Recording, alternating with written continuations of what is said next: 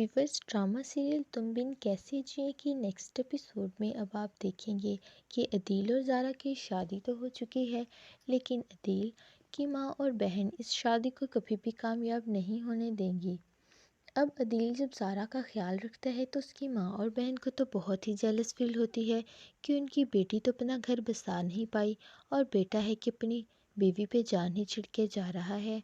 پھر مہین بھی باتوں باتوں میں زارا کی دل آزاری کرتی ہے کہ تمہیں تو دلہن والا روپ بالکل بھی نہیں آیا، تم لگ ہی نہیں رہا تھا کہ جیسے دلہن ہو۔ زارا بہت اپسیٹ ہو جاتی ہے، روتی ہے کہ اس نے ایسا کیوں کہا۔ عدیل بھی زارا کو سمجھانے کی کوشش کرتا ہے لیکن زارا کے دل سے یہ بات نکل ہی نہیں پا رہی۔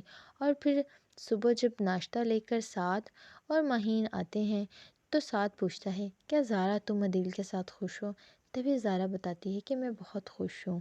اور پھر زارا کی بہن مہین تو یہ سب سے گزر چکی ہے، وہ سمجھ جاتی ہے کہ آخر کوئی نہ کوئی بات ضرور ہے، تو وہ زارا سے کلیئرلی کہہ دیتی ہے کہ سسرال کے ظلم و ستم پہ پردہ ڈالنے والے تو صدیوں سے روایت چلی آ رہی، لیکن تم نے تو ایک ہی رات میں پوری گیم ہی پلٹ دی، تم تو ایسے بدل گئی اور ان سب کی کرتوتوں کو چھپا رہی ہو۔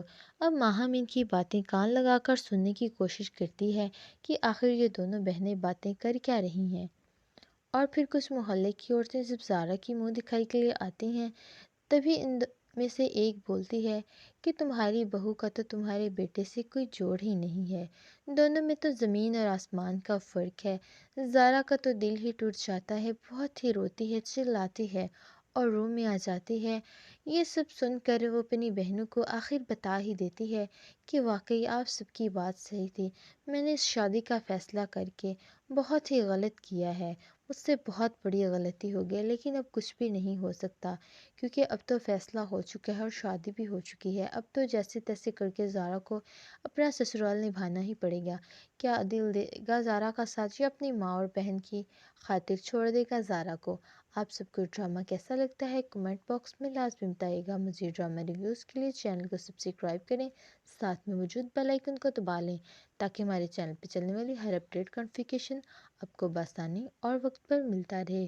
ویڈیو اچھی لگی ہو تو لائک اور دوستوں سے لازمی شیئر کیجیے۔